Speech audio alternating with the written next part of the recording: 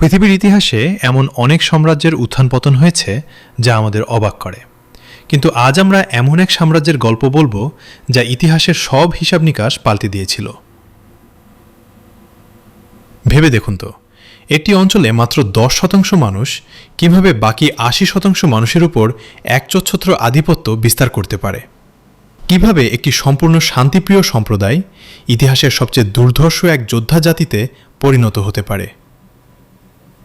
এই গল্পের শুরুটা কিন্তু কোনো যুদ্ধ বা রক্তপাত দিয়ে হয়নি, হয়েছিল এক আধ্যাত্মিক শান্তির বার্তা দিয়ে। 15 শতকের কথা। অবিভক্ত পাঞ্জাবে জন্ম নেন গুরু নানক। তিনি প্রতিষ্ঠা করেন এক নতুন ধর্ম, শিখ ধর্ম। গুরু নানকের বাণী ছিল সম্প্রীতি আর মানবতার। তিনি হিন্দু এবং মুসলিম উভয় সম্প্রদায়ের কাছেই ছিলেন সমানভাবে পূজনীয়। এমনকি তিনি মক্কায় হজ করতেও গিয়েছিলেন বলে ঐতিহাসিক বর্ণনায় পাওয়া যায়। শিখ ধর্মের প্রথম দিকের ইতিহাস ছিল একদমই আলাদা।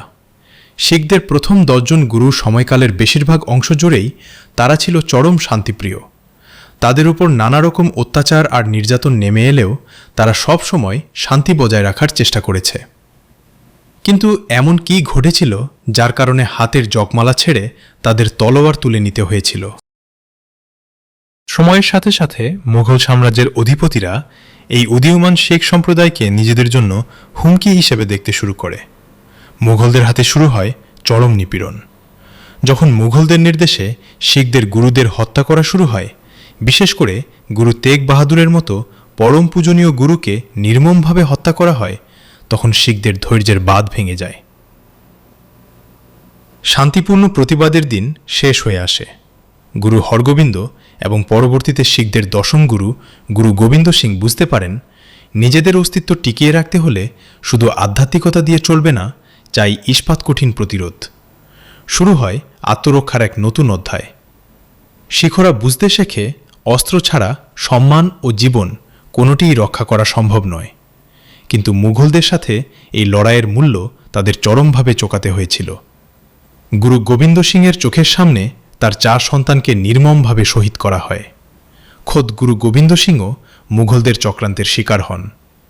কিন্তু এই মৃত্যুগুলো শিখদের দমাতে পারেনি, বরং তাদের ভেতরে এক প্রতিশোধ এবং আত্মরক্ষার আগুন জ্বালিয়ে দিয়েছিল। গুরু গোবিন্দ সিং শিখদের ইতিহাসে সবচেয়ে বড় পরিবর্তনটি নিয়ে আসেন। 1699 সালে তিনি প্রতিষ্ঠা করেন খালসা প্রথা। একজন সাধারণ শিখকে তিনি রূপান্তর করেন একজন সৈনিকে। খালসা পন্থার মাধ্যমে 5টি জিনিস ধারণ করা প্রত্যেক শিখের জন্য বাধ্যতামূলক হয়ে যায়: কেশ, কড়া, গা, কাঙ্গা, কাচ্ছা এবং কৃপান। এই কৃপান বা ছোট তলোয়ার শুধু কোনো প্রতীক ছিল না, এটি ছিল আত্মরক্ষার হাতিয়ার। সবসময় সাথে অস্ত্র রাখা তাদের ধর্মের একটি অবিচ্ছেদ্য অংশে পরিণত হয়। যুদ্ধবিদ্যা শেখা হয়ে ওঠে প্রতিদিনের রুটিন। অষ্টাদশ শতাব্দীর মাঝামাঝি মুঘল সাম্রাজ্য যখন দুর্বল হতে শুরু করে, শিখরা তখন নিজেদের সংগঠিত করতে থাকে।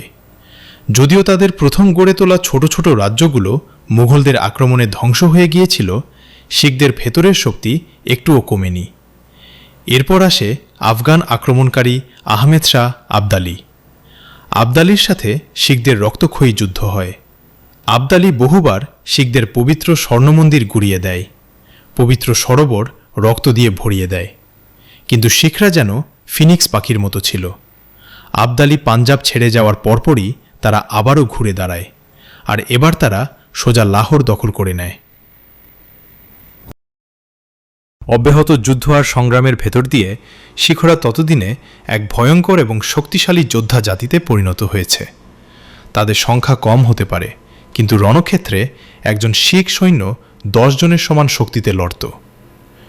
ঠিক এই সময়েই শিখ ইতিহাসে আবির্ভূত হন তাদের সর্বশ্রেষ্ঠ রাজা, মহারাজা রঞ্জিত সিং, যাকে বলা হয় শেরে পাঞ্জাব বা পাঞ্জাবের সিংহ। পাঞ্জাব তখন ছোট ছোট অনেকগুলো মিসেল বা শিখ দলপতিদের এলাকায় বিভক্ত ছিল। রঞ্জিত সিং তার অসাধারণ রাজনৈতিক ও সামরিক প্রজ্ঞা দিয়ে এই সবগুলো মিসেলকে একত্রিত করেন। 1799 সালে তিনি লাহোর জয় করেন এবং লাহোরকে তার রাজধানী ঘোষণা করেন। শুরু হয় সুবিশাল শিখ সাম্রাজ্যের পথচলা। রঞ্জিত সিং বুঝতে পেরেছিলেন টিকে থাকতে হলে আধুনিক সেনাবাহিনীর বিকল্প নেই। তিনি ফরাসি এবং ইউরোপীয় সেনাপতিদের ভাড়া করে তার শিখ সেনাবাহিনীকে আধুনিক ইউরোপীয় মডেলে প্রশিক্ষণ দেন। গড়ে ওঠে এশিয়ার অন্যতম শক্তিশালী এবং সুশৃঙ্খল এক দুর্ধর্ষ শিখ সেনাবাহিনী।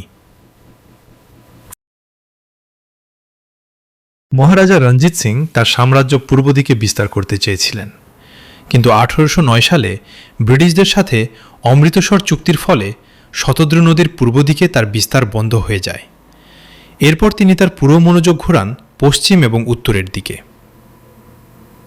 শুরু হয় আফগানদের সাথে দীর্ঘ এবং রক্তক্ষয়ী লড়াই। যে আফগানরা একসময় পাঞ্জাব আক্রমণ করত, এবার রঞ্জিত সিংয়ের শিখ বাহিনী তাদের মাটিতেই তাদের পরাস্ত করতে থাকে। একে একে মুলতান, পেশোয়ার এবং কাশ্মীর শিখ সাম্রাজ্যের অন্তর্ভুক্ত হয়। এমনকি উত্তরের দুর্গম তিব্বতের কিছু অংশ শিখদের পদানত হয়। আর এখানেই আসে আমাদের সেই বিখ্যাত সমীকরণ। এই বিশাল শিখ সাম্রাজ্যের মোট জনসংখ্যার মাত্র 10% ছিল শিখ, অথচ তাদের শাসনাধীনে থাকা জনগোষ্ঠীর প্রায় 80% ছিল মুসলিম। কিভাবে এটা সম্ভব হলো? রঞ্জিত সিং ব্যক্তিগতভাবে অনেক ক্ষেত্রে ধর্মনিরপেক্ষ ছিলেন।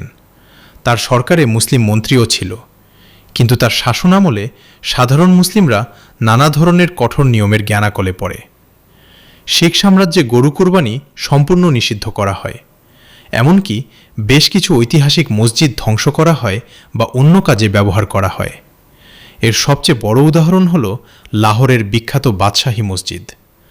মুঘলদের তৈরি এই বিশাল মসজিদটিকে শিখরা ঘোড়ার আস্তাবল এবং সামরিক বারুদাগার হিসেবে ব্যবহার করেছিল।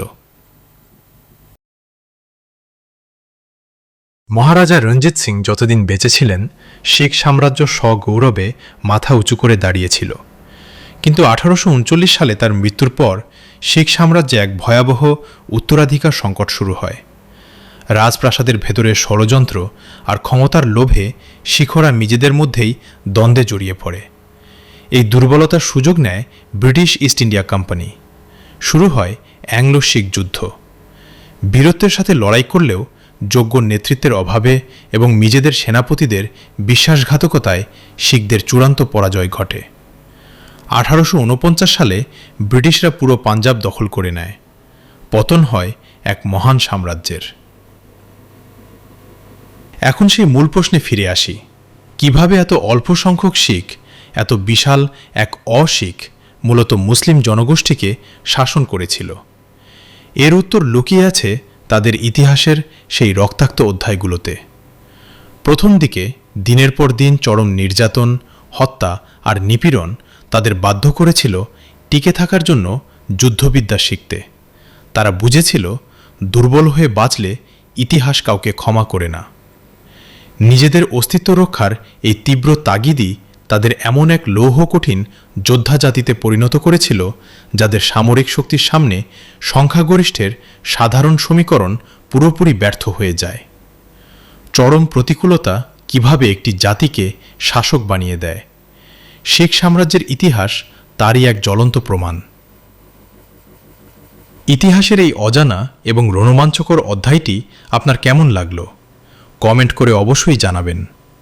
ভিডিওটি ভালো লাগলে লাইক দিন এবং এমন আরও ঐতিহাসিক ঘটনার বিশ্লেষণ দেখতে চ্যানেলটি সাবস্ক্রাইব করে আমাদের সাথেই থাকুন। ধন্যবাদ।